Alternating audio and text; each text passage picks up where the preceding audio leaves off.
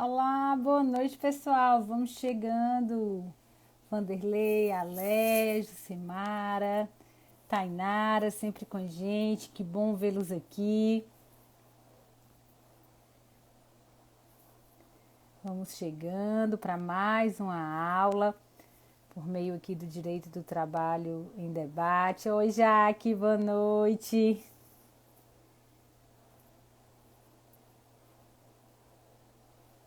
Kelly, doutor Luciano aqui com a gente, o Fernando. Pois é, Jucemara, você estava sumida. Que bom tê-la de volta nas nossas quartas-feiras. Maravilha! A Vera, Larissa, sejam bem-vindas. Voltou, coisa boa, né? Edmilson, meu esposo hoje está acompanhando aqui a nossa aula, dia de quarta-feira. Hoje o dia foi um dia atípico, né? Começamos treinando junto, ele está aqui acompanhando a live, as agendas hoje, né, deram certos horários, que bom. Boa noite, Fernando, Max, Tereza, doutor Magidiel, também aqui sempre presente. Hoje, pessoal, a gente vai falar de uma temática que é uma realidade de quem advoga no processo do trabalho, que é a questão dos acordos judiciais. Muitas dúvidas ainda param sobre os acordos judiciais, o limite do que pode ser negociado, a natureza jurídica dessa decisão, como é que essa decisão pode ser cumprida, qual é a extensão da quitação em relação às parcelas acordadas, previsão de multa contratual, é uma temática que ela não se esgota. Hoje a gente vai estar abordando alguns pontos dentro dessa temática, dos requisitos do acordo judicial, para que a gente possa, né, tá entendendo qual é o efeito jurídico desses acordos que são feitos aí no curso do processo. Boa noite, Jéssica, Alexia, vendo que o pessoal aqui tá chegando, que coisa boa. Euclides também, boa noite, está chegando. Estou vendo que já tem aqui bastante gente para a gente poder estar dando início à nossa aula, tratando dessa temática dos acordos judiciais. Lembrando, pessoal, que o material da aula vai para o canal do Telegram, vai estar sendo disponibilizado de hoje para amanhã. Nesse material eu compilo legislação, entendimentos doutrinários e jurisprudenciais acerca sempre da temática que é tratada aqui na nossa aula. Então, relativo aí a cada aula, nós temos um material específico. O material específico vai lá para o canal do Telegram. Então, se você ainda não é inscrito no canal, entra lá, né, no meu canal Telegram, para que você possa estar tendo acesso aí ao material das nossas aulas, das nossas lives de quarta-feira, bem como outros conteúdos exclusivos que eu disponibilizo por meio do Telegram. Bom, pessoal, se você acha que essa temática é importante para outro colega advogado que milita na área trabalhista ou que tenha interesse por essa área, aperta nesse aviãozinho aí do lado, compartilha a live com outros profissionais, com outros colegas que podem estar interessados nesse conhecimento específico dentro dessa temática que é acordo judicial. Tá bom?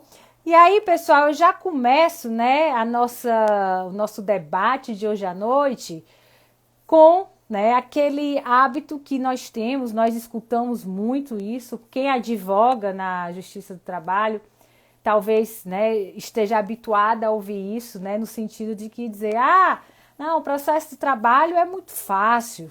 Lá na Justiça do Trabalho é muito fácil porque a gente faz um acordo, o acordo, o juiz homologa tudo, homologa de qualquer jeito. Então, não precisa se preocupar, não. precisa se preocupar não, que lá na Justiça do Trabalho a gente consegue resolver aí o seu problema, resolver os autos por meio de um acordo. Não é assim, pessoal, não é assim, não deve ser assim. Por quê? Primeiro a gente tem que entender que o acordo firmado nos autos de um processo trabalhista possui aquela natureza jurídica de solução do litígio.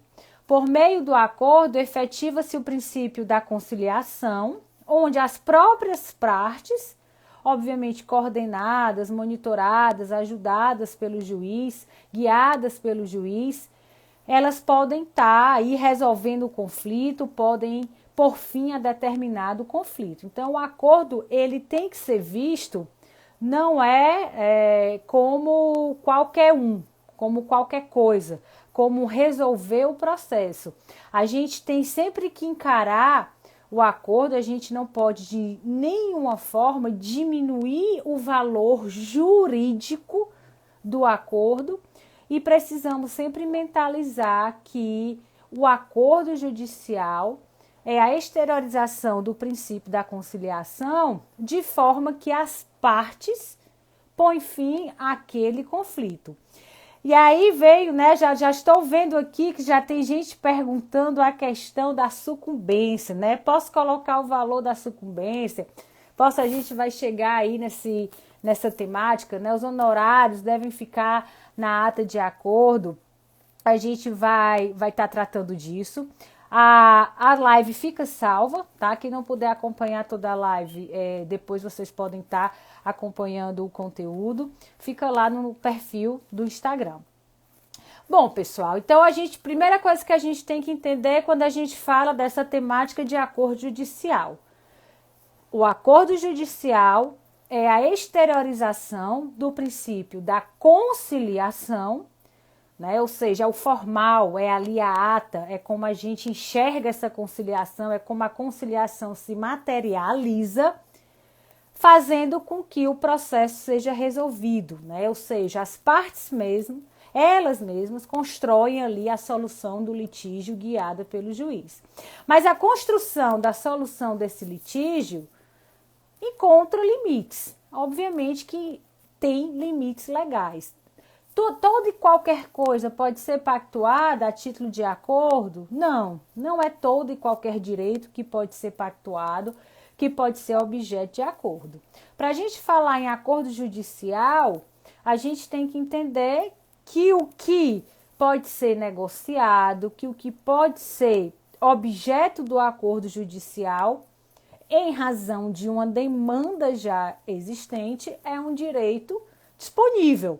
Ou um direito, conforme, né, os balizados doutrinadores colocam, um direito de pelo menos indisponibilidade relativa.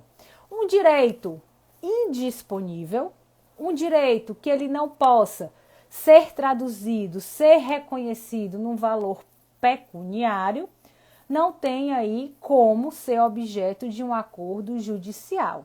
Então, quando a gente trata do acordo enquanto meio de solução do conflito, a gente tem que entender que o que pode ser objeto desse acordo são aquelas parcelas que o credor, o reclamante, ele pode dispor.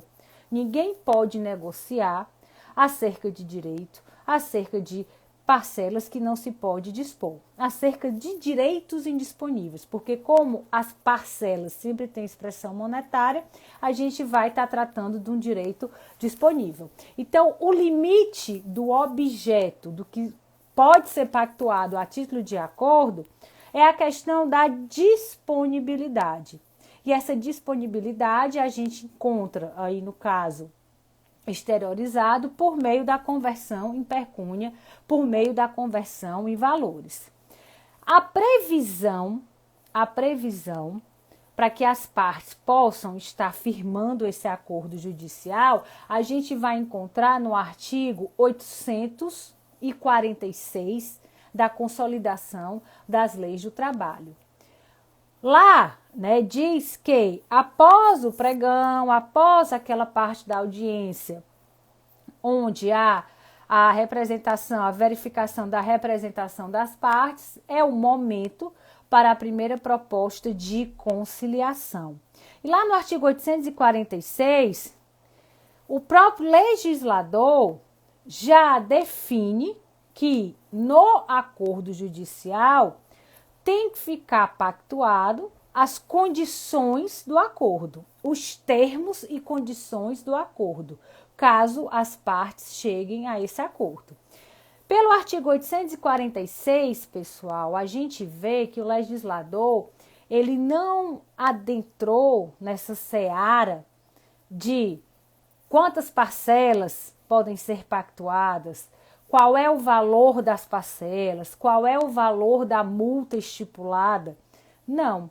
Pela CLT, o legislador deixa aberto para que as próprias partes estejam pactuando valores, parcelas, as formas de pagamento da obrigação ou de cumprimento da obrigação, bem como a incidência da multa em caso de descumprimento daquilo que foi acordado. No entanto, no artigo 846 da Consolidação das Leis Trabalhistas, no parágrafo 1º, o legislador seletista, ele já traz a previsão de que, dentre essas condições, dentre esses termos que devem ser ajustados entre os litigantes, entre as partes que vão ali extinguir o processo, pode ficar já estabelecido que a parte, caso a parte não venha cumprir integralmente as obrigações que ela assumiu, pode ser que ela fique compelida a pagar uma indenização convencionada ou ainda a satisfazer integralmente o pedido.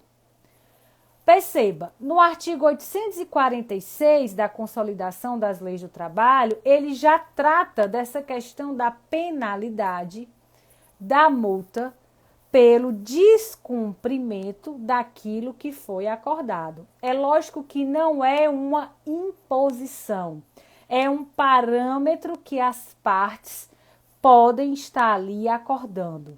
Em caso de descumprimento da obrigação, caso a parte devedora não cumpra com o que ela pactuou, pode ficar convencionado o pagamento integral dos pedidos da reclamação,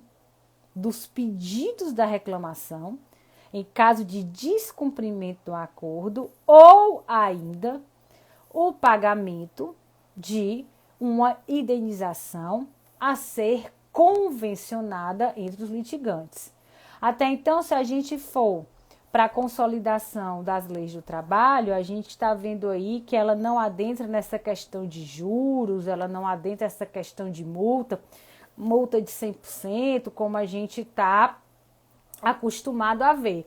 Na verdade, a legislação trabalhista prevê essa penalidade de uma forma até muito mais pesada do que o próprio Código Civil, que é, no caso, que vem a ser o pagamento integral do que foi pedido na reclamação trabalhista. É lógico que isso tem que ser pactuado. É uma imposição? Não, não é uma imposição. As próprias partes podem estar pactuando qual é a penalidade que o devedor ele vai sofrer caso haja o descumprimento do acordo. É só um parâmetro seletista fornecido nos casos de conciliação. Um parâmetro até que eu ouso dizer que a gente não adota. Quem aqui já fez algum acordo cuja penalidade foi a quitação integral dos pedidos da reclamação? Dificilmente o devedor vai concordar com a incidência de uma penalidade a tal título, porque fica uma penalidade muito pesada aí para o devedor. O que acontece?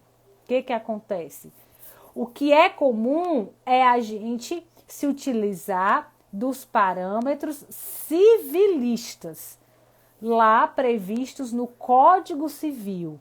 Geralmente, os parâmetros que a gente usa para estipular a multa em caso de acordo judicial é a questão da cláusula penal. E existe um parâmetro geral previsto no Código Civil no sentido de que a cláusula penal ela não pode ser superior ao valor daquela obrigação principal.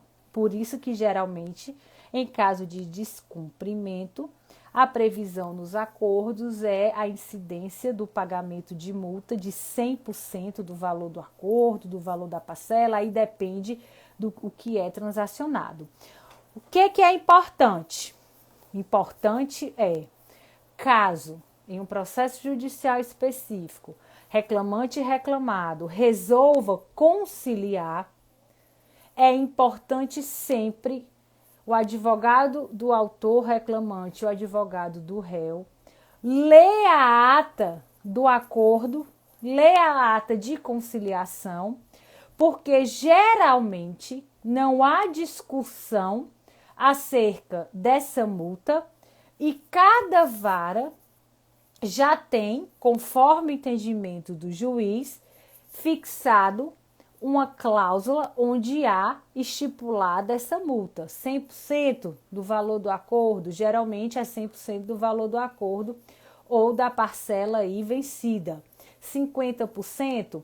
Então, é importante que os advogados, né, que estão subscrevendo ali aquele termo de conciliação, verifiquem na ata qual é o percentual da penalidade fixada em casos de descumprimento de acordo. Por quê? Porque você, enquanto advogado, você pode estar se opondo.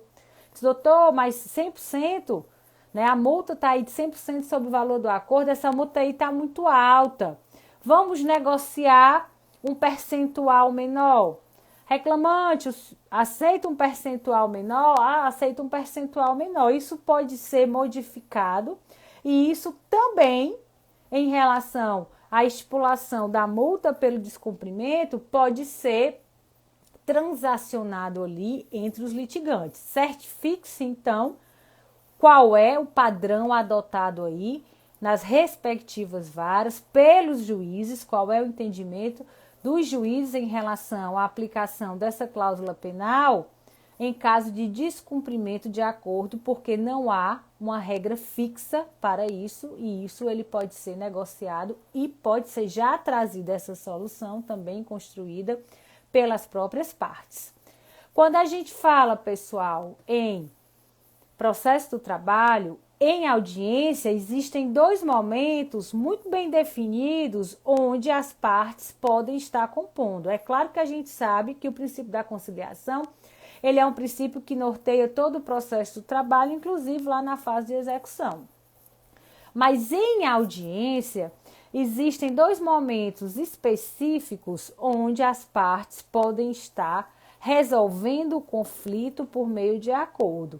O primeiro é logo no começo da audiência, logo após o pregão, antes do recebimento da defesa, onde o juiz ele já indaga se há possibilidade de conciliação, quais são as vantagens de tentar se conciliar nesse primeiro momento da audiência. É porque ainda a defesa não foi recebida, pode ser que o juiz ainda não tenha conhecimento de qual é a tese de defesa e as partes, de certa forma, possuem uma maior liberdade para estar discutindo obrigações e parcelas. Então, quando essa conciliação ela é tentada naquele momento inicial da audiência, existe essa vantagem de que ainda não foram fixados os pontos controvertidos na respectiva demanda.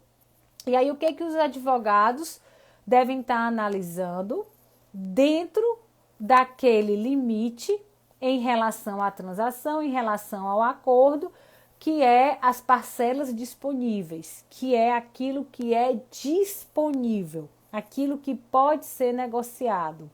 Tem que estar verificando Primeiro, os ônus probatórios, quem compete provar o quê, né? Se o ônus é de determinada parte, o advogado tem que ver se tem como provar determinado pedido, tem que ver, né, parcelas que já foram quitadas, tem que admitir talvez a possibilidade e fazer a diferença entre aquelas parcelas que são ditas como parcelas principais que foram pedidos, os pedidos são a título de parcelas principais.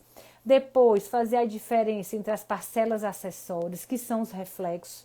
A gente pede o pagamento de uma diferença salarial e também é pedido os reflexos em férias, em 13º, em FGTS. Então, para você estar compondo, né, você está conciliando, o advogado pode estar ponderando qual é o pedido principal, qual é os reflexos e ainda o que é pedido a título de penalidade. Por quê? Em alguns casos, pessoal, aquilo que é pedido a título de penalidade supera, inclusive, o valor principal do pedido principal. Tem mais pedido de multas, considerando juros, correção monetária, multas convencionais, né, multas em razão de descumprimento da CCT, e muitas vezes os pedidos relativos a penalidades, eles excedem, inclusive, o montante dos pedidos principais. E a gente sabe que as penalidades elas podem ser perdoadas. A gente sabe que as penalidades, se excessivas, podem, inclusive, no caso, sofrerem uma redução para se adequar de forma razoável. Então, nesse primeiro momento, onde se busca a conciliação, se busca resolver os autos por meio de acordo, o advogado tem que estar verificando, né, o que ele está pedindo, qual é a tese dele, se ele tem como provar, o que é parcela principal, o que é parcela acessória e o que é pedido a título de penalidade para poder estar construindo aí uma proposta razoável. E o outro momento que nós temos em audiência para que as partes possam estar construindo essa solução consensual do litígio é após a instrução. Nós sabemos que é obrigado, o juiz tem por obrigação, que é fase da audiência trabalhista, ser formulada a segunda proposta conciliatória. Só que essa segunda proposta conciliatória, ela vem depois da instrução.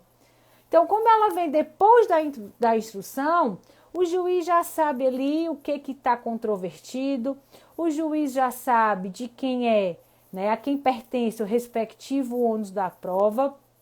O juiz, neste momento da segunda proposta conciliatória, ele não pode pré-julgar.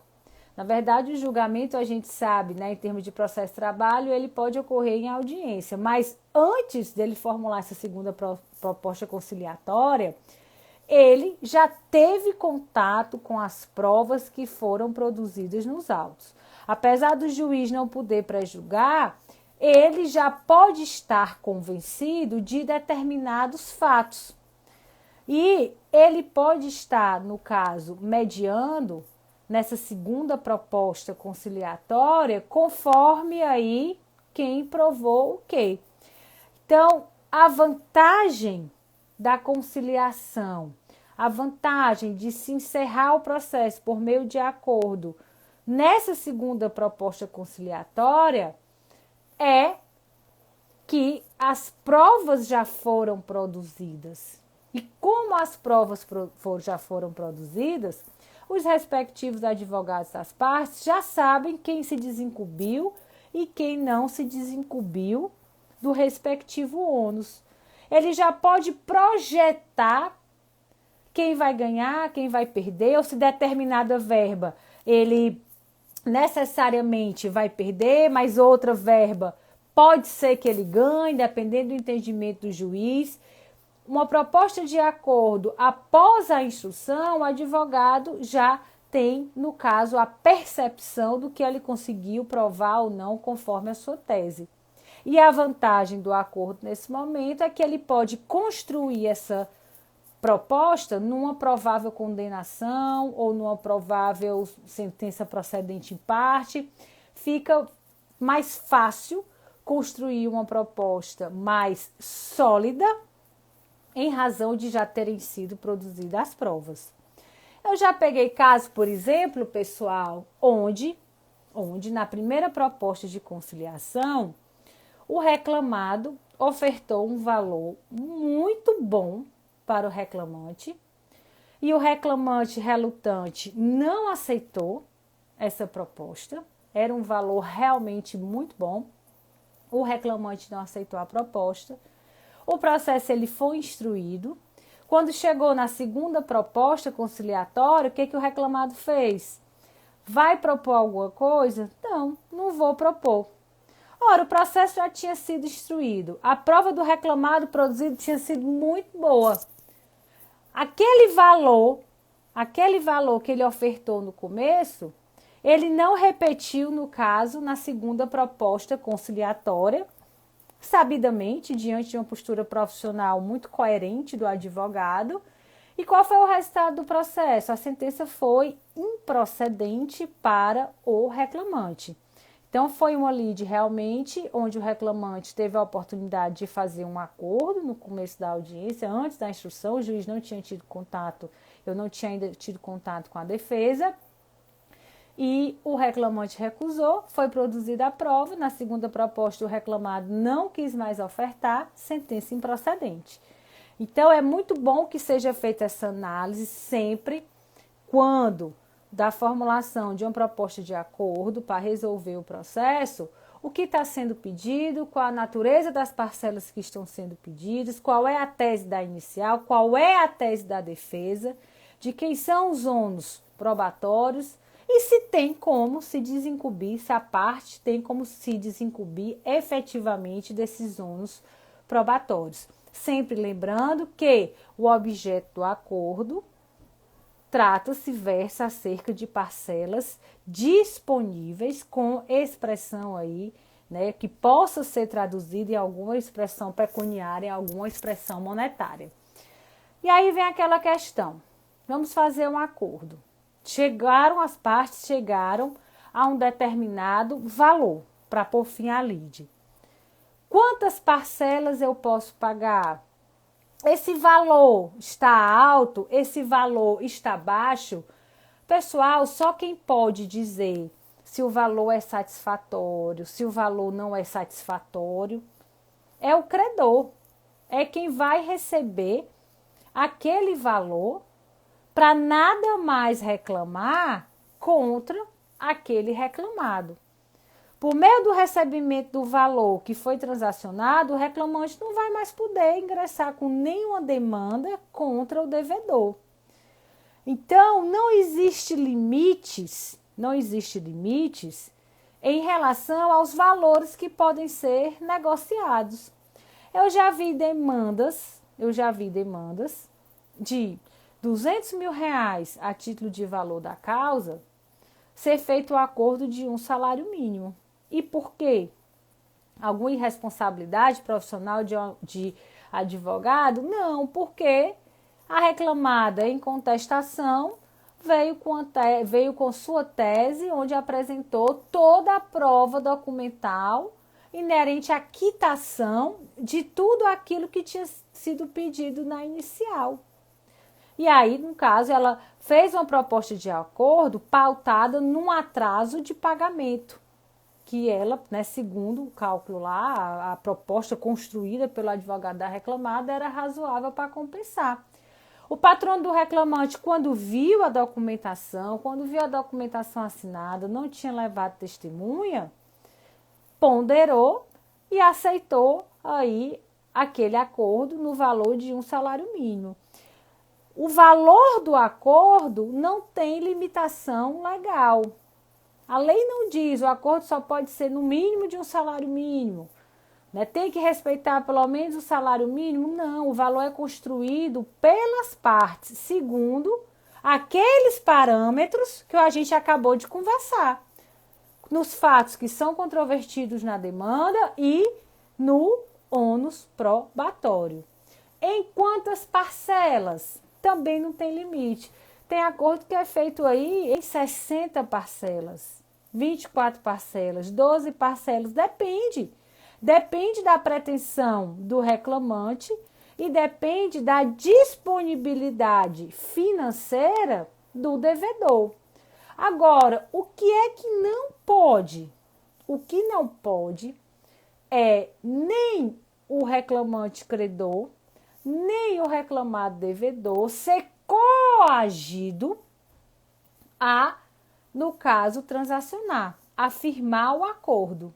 O juiz ele não pode, de forma alguma, impor ao reclamante ou impor ao reclamado a aceitação de determinado acordo. A solução jurídica ela é construída pelo reclamante e pelo reclamado.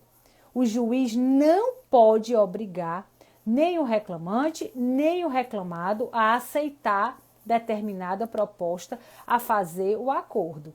E dentro da disponibilidade dos direitos, as partes podem estar negociando qualquer valor e qualquer número de parcelas. Como também, quando a gente fala em acordo judicial, a gente lembra logo e pensa logo que tem que ser necessariamente pagamento em dinheiro. Não. O objeto do acordo pode ser tanto a obrigação de fazer, como pode ser a obrigação de dar. Então, eu já homologuei acordos judiciais onde o pagamento era imóvel, era a transferência de propriedade de determinado imóvel. Eu já fiz acordo onde o valor estipulado seria retirado em mercadorias do estabelecimento reclamado. Não existe nenhuma obrigatoriedade de que o acordo seja formalizado com essa condição de pagamento em dinheiro. Como objeto do acordo, pode-se também estar negociando, estar ajustando tanto a obrigação de dar como a obrigação de fazer. Como no exemplo, ou pagamento por meio de imóveis, ou retirada de mercadorias, não existe nenhum óbice legal em relação a como será pago, a forma de pagamento aí daquele valor que é fixado em comum acordo pelas partes. E em relação à questão da multa, a multa que é fixada, a gente já viu, né, eu já disse para vocês que por meio do artigo 846 da CLT, tem lá, o legislador prevê que a título de penalidade pode ser estipulado até o pagamento integral do pedido do reclamante.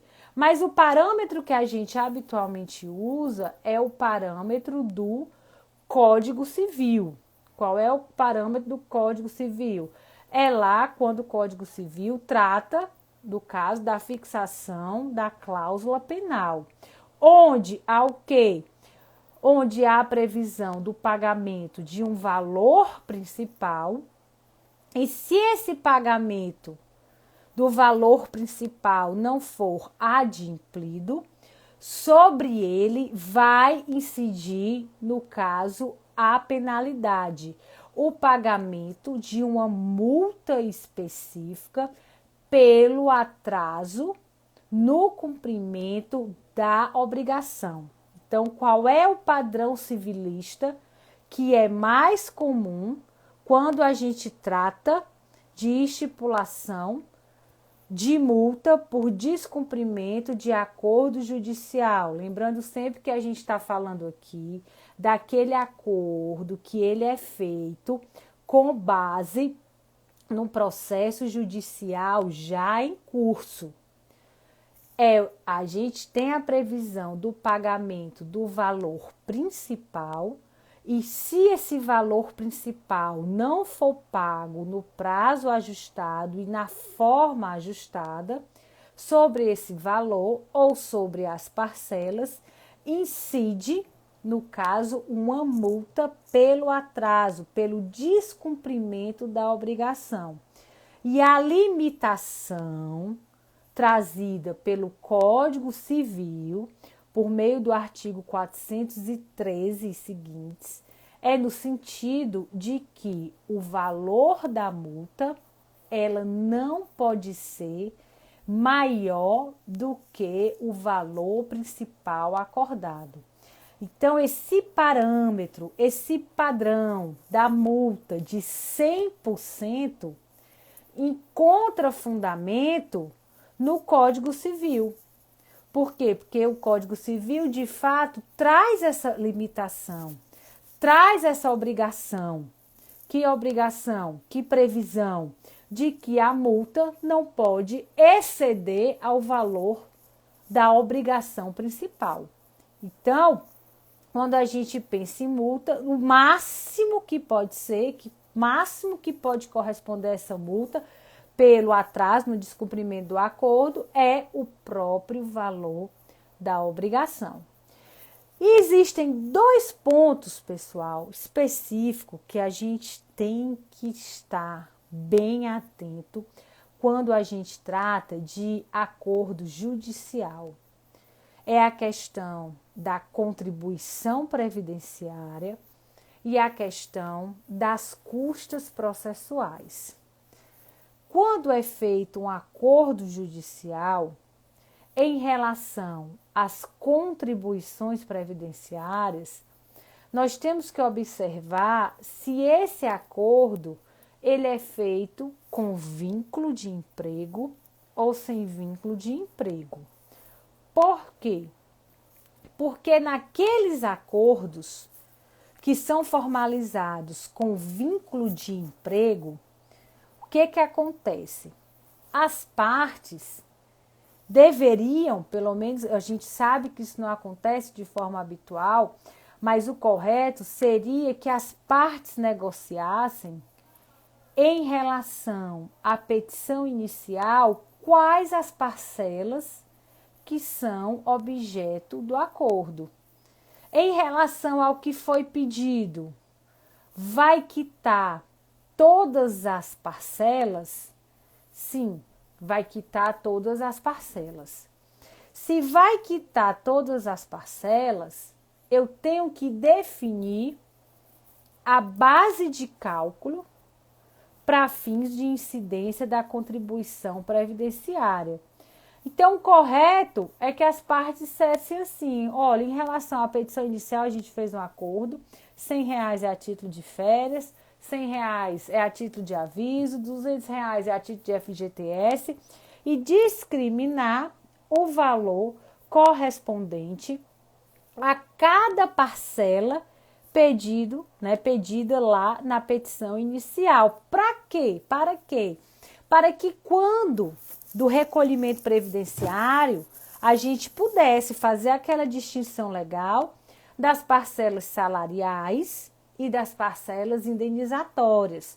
Porque a gente sabe que sobre as parcelas salariais incide a contribuição previdenciária, mas já em relação às parcelas indenizatórias não incide contribuição previdenciária. Só que isso não ocorre de forma habitual. Ninguém fica lá na hora de fazer o acordo definindo valores. E é por isso que é feita a questão da proporcionalidade. Já participaram de audiência para o juiz falar assim, não, tem reconhecimento de vínculo? Não, se tem reconhecimento de vínculo, então a contribuição previdenciária, a gente deve fazer a proporcionalidade. O que é essa proporcionalidade, pessoal?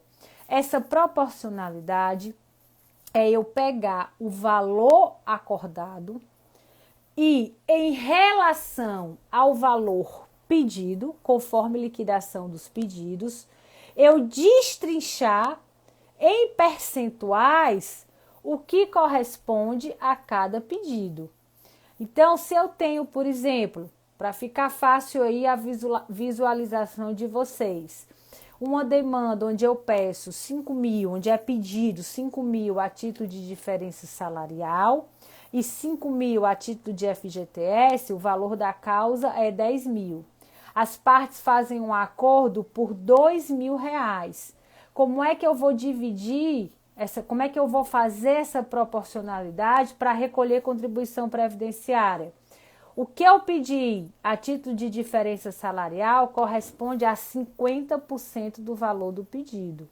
Os outros 50% é FGTS. Ocorre que a incidência da contribuição previdenciária só vai se dar sobre a diferença salarial. Como ela só vai se dar sobre a diferença salarial, somente a diferença salarial é base de cálculo para recolhimento previdenciário, sobre o valor acordado, apenas 50% vai servir de base de cálculo para recolhimento previdenciário. No caso, se o acordo foi feito por R$ 2.000 e 50% do pedido inicial servia de base de cálculo para recolhimento previdenciário, aqui em cima do valor do acordo, apenas 50% do valor do acordo vai servir como base de cálculo para a incidência da contribuição previdenciária. Então, quando o acordo é feito com vínculo, conforme os pedidos da inicial, eu consigo fazer essa proporcionalidade para fins de recolhimento previdenciário, diminuindo muito aí a base de cálculo dessa contribuição previdenciária. E já em relação às custas, as custas é na base de 2% sobre o valor total do acordo. Só que essas custas, pessoal, no caso de acordo, e aí nós temos previsão legal específica na consolidação das leis do trabalho, essas custas elas podem ser rateadas. Existe dispositivo expresso na consolidação das leis do trabalho, no sentido de que, em caso de acordo, as custas elas podem ser rateadas. O juiz pode ratear essas custas. Então, não existe essa obrigatoriedade, essa regra geral, no sentido, né, de que as custas elas serão sempre pagas e recolhidas pelo reclamado. Pelo contrário, a previsão legal na CLT é de que haja o rateio dessas custas e, no caso, para quem advoga para reclamado, pode sempre estar aí buscando, né, solicitando o rateio dessas custas, certo? Então, cuidados que a gente deve ter quando a gente trata de acordo judicial. Observar os momentos em audiência para que sejam feitas propostas conciliatórias, observar em especial a natureza jurídica das parcelas, observar a questão da multa, como é que vai ficar fixada a multa em caso de atraso, em caso de descumprimento da respectiva obrigação, ver a questão da proporcionalidade das contribuições previdenciárias naquelas demandas de reconhecimento de vínculo e solicitar o rateio das custas processuais entre reclamante e reclamado. Se o reclamante for beneficiário da justiça gratuita, ele não vai recolher. Então, que para ele, né, ele estaria isento, que para ele isso não seria um problema e não seria um impasse, no caso, a homologação desse acordo judicial. Bom, e aqui, né, a JCN Souza está perguntando, o valor da multa deve sempre ser em cima do valor da parcela não paga? Posso colocar a multa em cima do valor total? Pessoal, tanto a multa estipulada pode ser em cima de cada parcela, como pode ser em cima do valor total. Isso vai ter que ser ajustado entre as partes quando da elaboração do acordo. E o que é mais comum acontecer? O mais comum é ficar estipulado que a multa é de 100% acerca das parcelas inadimplentes, obviamente que aquilo que foi adimplido no prazo não vai ter a incidência da multa, mas também que o atraso em uma parcela acarreta o vencimento antecipado das outras parcelas. O que é comum no caso ficar estipulado é a multa de 100% pelo atraso no cumprimento da obrigação e que o atraso no pagamento de uma parcela acarreta o vencimento antecipado de todas as parcelas. Isso pode ficar, né, estipulado. Não quero assim. Não vai acarretar o vencimento, vai incidir sobre aquela parcela que está atrasada. Tem que ficar estipulado no termo de acordo, especificamente. Pessoal, muitos, né, assim, me perguntam, professora, o doutor Magidiel está até aqui, que, né, milita muito lá na vara onde eu atuo, e o doutor Magidiel, ele já deve ter visto isso acontecer muito, né? A realidade com que eu trabalho, pessoal, é uma realidade de interior, é um interior do Ceará, né? É um interior que não é um interior rico, nós não temos muitas indústrias. E muitas vezes o reclamado se preocupa muito com um atraso no pagamento das parcelas.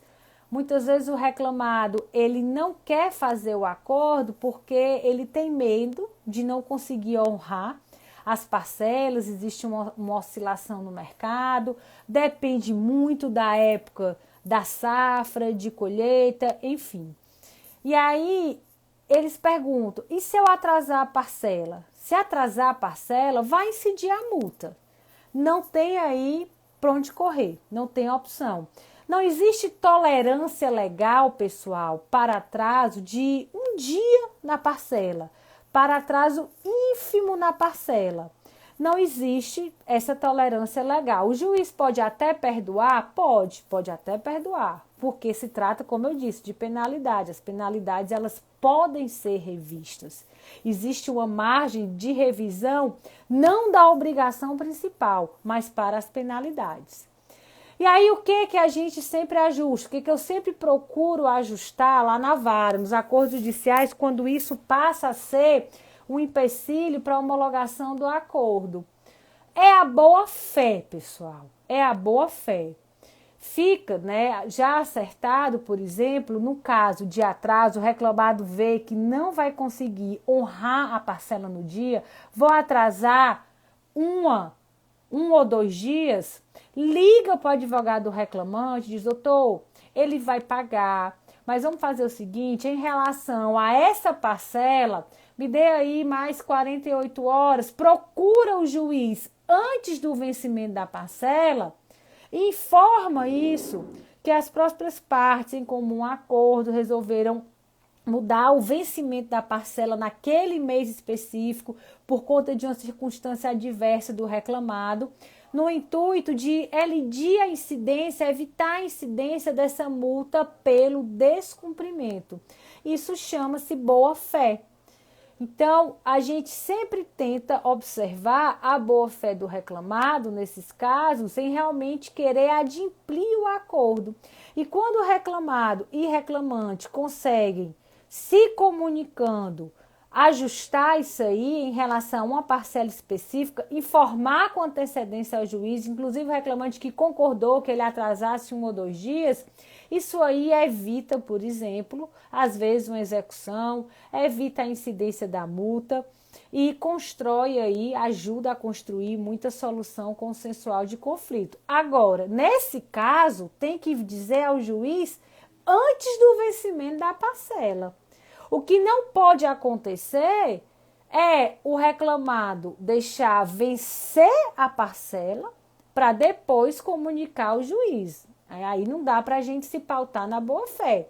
A gente se pauta na boa-fé quando o reclamado informa essa circunstância adversa, que vai atrasar 1 ou 2 dias ali, dentro do razoável, mas antes do vencimento da parcela, e não após o vencimento da parcela. E aí, mostra a boa-fé, continua o acordo andando. É melhor para o reclamante, porque às vezes receber as parcelas do acordo é mais rápido e é mais garantido do que você incidir uma cláusula penal aí de 100% sobre o valor acordado, iniciar uma execução contra quem não tem patrimônio. Então, às vezes é sabedoria a gente saber ceder, admitir ceder a parte 1 ali 2 dias, mas para garantir a adimplência total do acordo. Mas tem que ter comunicação, tem que ter boa-fé e o juiz tem que saber com a antecedência devida, antes do vencimento da parcela. Bom, a questão, pessoal, dos honorários, né, que eu já vi aqui. Existem 2 tipos de honorários advocatícios que podem ser pactuados, né? Os honorários contratuais e os honorários de sucumbência. Os honorários contratuais são honorários civilistas. E aí o juiz não cabe estar, digamos assim, opinando, né, acerca do que foi ajustado entre o profissional e o cliente, né? Percentuais, isso é um contrato civilista, isso é um contrato que o advogado faz entre ele e cliente, e as cláusulas estipuladas, no caso, devem ser discutidas e debatidas entre advogado e cliente. Já os honorários sucumbenciais, eles são os honorários que decorrem de previsão legal. Com a reforma trabalhista, a gente tem essa previsão legal do corpo da consolidação das leis do trabalho. Só que esses honorários sucumbenciais, como o próprio nome sugere, depende da sucumbência. Alguém ganha, alguém perde.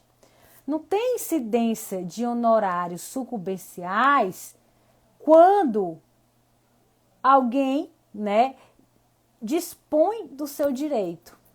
Quando a gente fala em acordo judicial, tem ganhador ou perdedor? Não tem. Ninguém ganhou, ninguém perdeu. Conciliaram, está empatado. Aliás, se a gente for tentar construir um acordo com essa percepção de que é um embate, de que é um contra o outro, puxa daqui, tira dali, eu não quero que ele ganhe, a gente nunca vai conseguir conciliar. Então, quando tem um acordo judicial, pessoal, não tem sucumbência.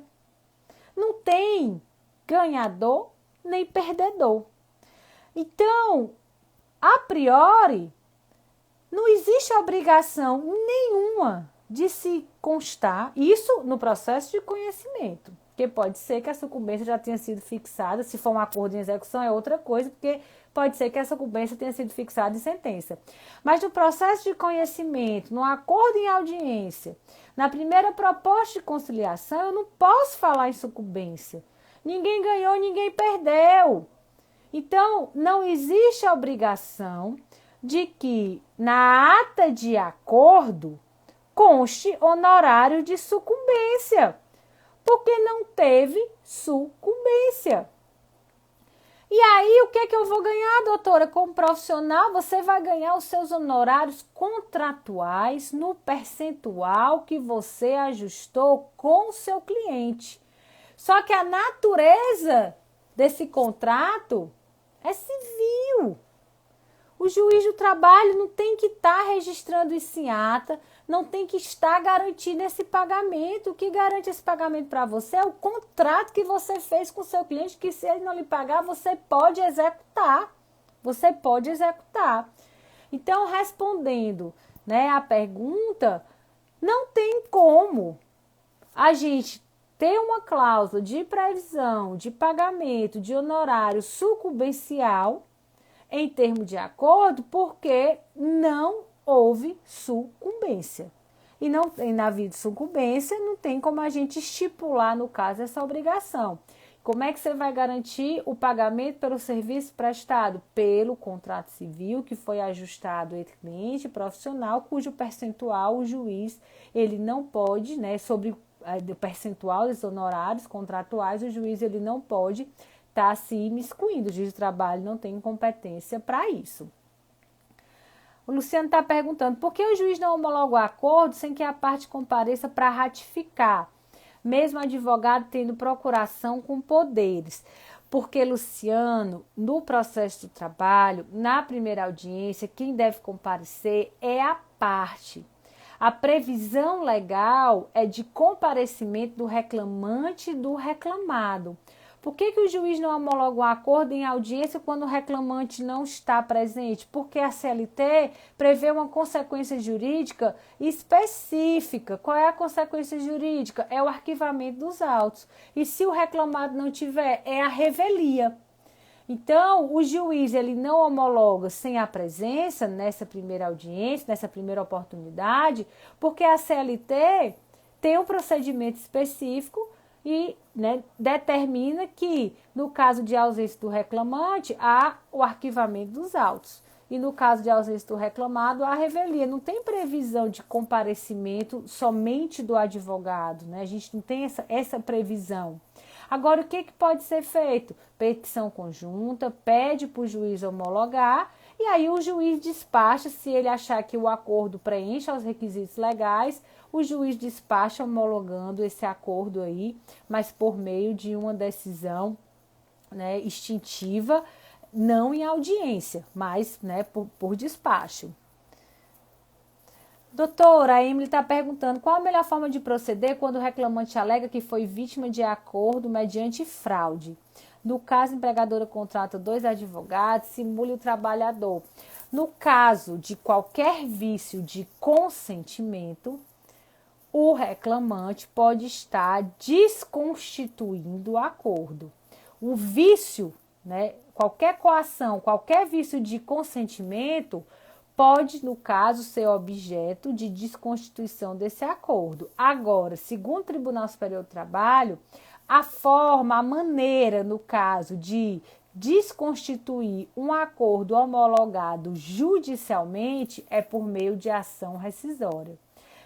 Emily, é possível a desconstituição por vício de consentimento, por vício de vontade, mas o caminho é árduo, porque, segundo o Tribunal Superior do Trabalho, seria por meio de ação rescisória, em que ainda é questionável, porque houve uma alteração no Código de Processo em 2015 que abriu uma brecha para que seja uma ação anulatória, mas isso é uma discussão que a gente vai deixar para outra oportunidade.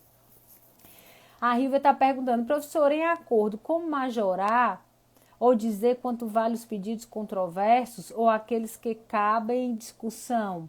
Vejo que eles nem entram para definir o valor do acordo. É justamente isso, Rívia, que a gente estava discutindo.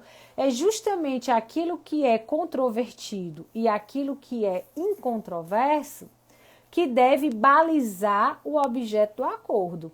Aquilo que é incontroverso e que o reclamado, devedor, deve com certeza, não deve ser transacionado, ele vai ter que pagar. Vai entrar no valor do acordo? Vai entrar no valor do acordo. Mas não vai ser só o acordo, não pode se referir somente àquilo que é incontroverso, que aí não é acordo. Então, esse é o trabalho, né, técnico que o advogado tem que fazer quando vai formular a proposta, é justamente separar o que é controvertido, o que é incontroverso e em relação ao que é controvertido, de quem é o ônus da prova e se tem como provar, se pertencer a ele. Isso sim vai dar um parâmetro, no caso, para se chegar a um valor razoável a título de acordo para extinguir aí determinada demanda, ok? Bom, pessoal, esse foi o nosso assunto de hoje, né? Esses requisitos do acordo judicial. Passem a observar isso aí nos acordos judiciais que, né, vocês possam estar vindo aí a pedir a homologação, atestando a homologação perante o juízo, nas lides, onde vocês, né, estão representando determinado cliente. Tenham esses cuidados. O material referente, só lembrando para quem chegou depois, o material referente a essa aula de hoje, com entendimento jurisprudencial acerca dessas questões, vou estar disponibilizando até amanhã pelo canal Telegram. Então, se você ainda não se inscreveu, corre lá e se inscreve. Qualquer dúvida em relação a essa temática, requisito de acordos judiciais, a gente vai estar abrindo uma caixinha de pergunta específica. Eu vou estar respondendo todas essas perguntas, tá certo? Por meio da caixinha que será aberta no Stories, aí a gente vai conversando um pouco mais. Deixo aqui meu boa noite, meu muito obrigada. Obrigado pela atenção, espero ter aí contribuído. E você tem um encontro comigo marcado aí na próxima quarta-feira, às 20h20, sempre aqui pelo perfil do Direito Trabalho em Debate no Instagram, para que a gente possa sempre estar tratando de alguma temática de direito material do trabalho ou direito processual do trabalho, sempre voltado para a prática, sempre para o lado prático, tá bom? Boa noite, pessoal! Um excelente resto aí de semana, muito produtiva, e a gente se encontra na próxima quarta-feira. Tchau, tchau!